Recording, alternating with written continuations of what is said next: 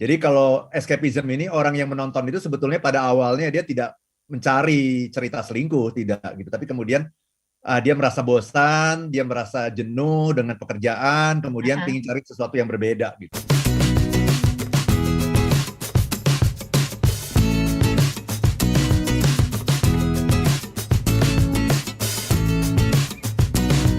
Hari ini kita berbicara mengenai mengapa cerita selingkuh begitu digemari. Kalau disebutkan atau Pak Arfan tadi sebutkan judul layangan putus itu, langsung saya pikir hampir bisa dipastikan yang dengar langsung, oh iya tuh, itu yang lagi ngehits, itu yang saya tonton tuh, misalnya gitu ya.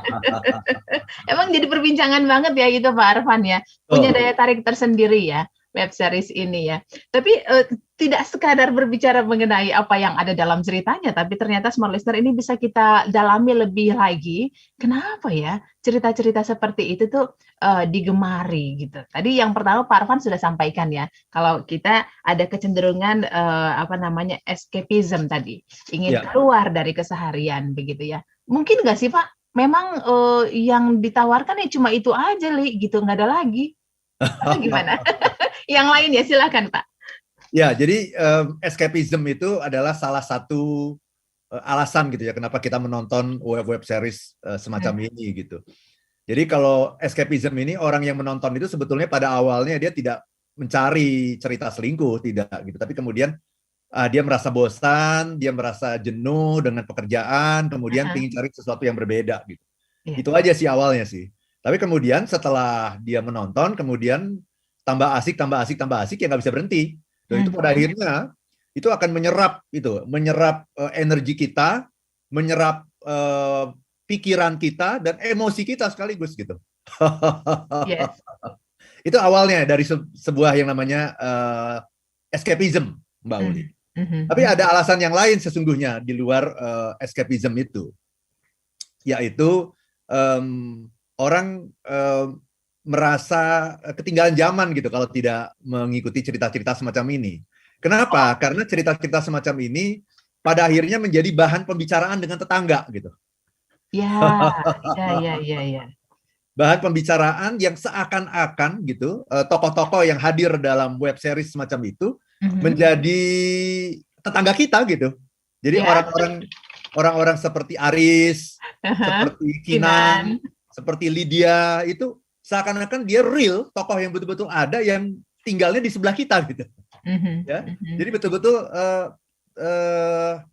dalam hal ini orang kadang-kadang sudah tidak bisa membedakan lagi mana yang sinetron gitu, mana yang realita gitu. Karena ini sudah menyatu gitu dan membicarakannya menggosipkannya gitu menjadi asik sekali gitu. Ya, menggosipkan dengan tetangga seakan-akan orang itu betul-betul ada gitu, ada tinggal di dekat kita gitu, Mbak Uli. Dan ini juga yang membedakan nanti, yang membedakan kalau kita bicara mengenai soap opera, ya opera sabun, ya, atau yang dikenal dengan web series gitu kalau zaman sekarang ini, dengan kalau kita menonton film, Mbak. Oke. Tahu nggak Mbak Uli apa bedanya gitu? Nonton web series dengan nonton film itu apa bedanya? Itu penasaran dengan kisah selanjutnya.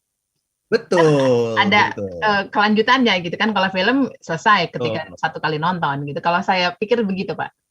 Betul sekali. Jadi kalau nonton film itu sekali nonton itu selesai. Yes. Dan paling-paling gitu kalau kita mau ngobrolin itu, kita ngobrolin sama orang-orang yang udah nonton gitu.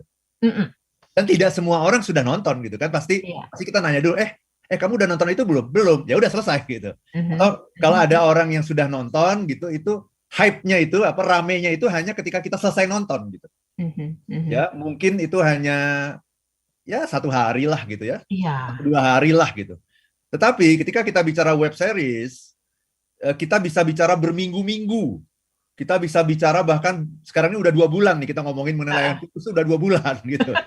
Gitu ya, dari Desember, Januari udah mau selesai pula. Jadi ini betul-betul membuat orang itu terlibat gitu. Terlibat secara pikiran, secara emosi, secara waktu juga gitu, dan bahkan kemudian orang membuat analisa-analisa gitu.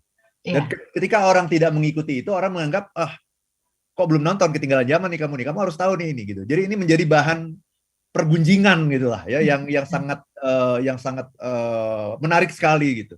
Oke. Itu Mbak. Jadi kalau yang pertama tadi alasannya adalah escapism, melarikan diri. Yang kedua karena ini adalah sebuah bahan pembicaraan yang sangat menarik gitu, yang kalau orang tidak terlibat di dalamnya itu dianggap out of date gitu, nggak tahu perkembangan gitu. Nah yang ketiga, kenapa cerita selingkuh itu begitu digemari? Karena dia dekat dengan kehidupan kita sehari-hari gitu, ya, sangat dekat dengan kehidupan kita dan membuat orang itu merasa terwakili gitu. Jadi ketika kita melihat sosok, misalnya melihat sosok Kinan gitu ya, kemudian nanti ibu-ibu yang suaminya selingkuh itu merasa terwakili gitu dengan yang namanya Kinan ini gitu. Jadi Kinan ini pada akhirnya sudah berkembang menjadi tokoh hero gitu ya. Sudah berkembang menjadi hero ya, pahlawan gitu yang bisa menekankan bahwa bagi seorang wanita harga diri itu penting loh gitu. Saya tidak mencari apapun ya, dia bilang begitu kan. Saya hanya mencari satu, harga diri. Jadi ini Kinan ini berkembang menjadi tokoh heroik gitu, yang bisa merepresentasikan suara hati ibu-ibu yang merasa terzalimi oleh suaminya gitu. Itu Mbak Uli. Iya, siap. Nah, tadi saya tertarik dengan poin yang Bapak sampaikan. Ada ketakutan untuk kita kalau kita tidak menyaksikan web series tersebut, kita dibilang enggak aduh nih enggak ngikutin zaman banget sih gitu ya. Nah, kalimat tidak mengikuti zaman atau anggapan itu sebenarnya untuk kita seperti dalam keseharian berdampak banyak nggak sih Pak secara emosi untuk kita bersosialisasi? Ya, karena ketika orang ngobrol kita nggak ngerti ini lagi ngobrolin apa nih gitu. Dan kita merasa ketika kita tidak mengerti, kita tidak merasa connected dengan mereka gitu. Kita merasa terasing gitu dengan apa yang sedang terjadi. Jadi kita kayak orang asing ya, kok kita jadi kayak nggak ngerti apa-apa di sini gitu. Oke. Nah, itulah yang kemudian mendorong orang untuk nonton gitu. Siap. Jadi dari dalam diri juga ada dorongan itu akhirnya ya. Akhirnya ada dorongan itu, karena manusia itu kan makhluk sosial ya. Ketika kita berinteraksi dengan orang, itu kan kita pinginnya kita bisa connect dengan mereka gitu. Nah, ketika kita tidak menyaksikan tontonan seperti ini, pada orang-orang yang menjadi teman kita sehari-hari itu nonton, pada akhirnya itu menjadi dalam tanda petik menjadi social pressure gitu. Ya, untuk mendorong kita, ayo nonton gitu. Kalau enggak, kamu nggak akan connect dengan kita. Kamu nggak akan ngerti nih kita lagi ngomongin apa nih. Kita lagi menganalisa loh sebenarnya gitu. Jadi banyak orang yang kemudian menjadi ahli psikologi gitu. Analisa ini gimana nih kelanjutannya nih gitu. Iya betul. Dan banyak juga sekarang diperbincangkan menyamakan dengan Kinan. Kinan nih sama dengan artis A, cuma posisinya beda aja nih sekarang. Gitu kan ya Pak ya? Betul. Jadi analisa tuh udah macam-macam sekali gitu. Dan ini bukan hanya di kalangan masyarakat biasa, tapi bahkan ke level pejabat itu banyak sekali yang memperbincangkan ini, membuat meme-meme seperti ini gitu. Ya, jadi kalau begitu, kalau sampai sedemikian dahsyatnya, gitu, ada nggak sih pengaruhnya terhadap kehidupan kita? Nah, ada nggak sih pengaruhnya terhadap happiness level kita gitu? Nah, ini penting sekali untuk dibahas nih, Mbak Uli. Pengaruhnya terhadap happiness level kita nih.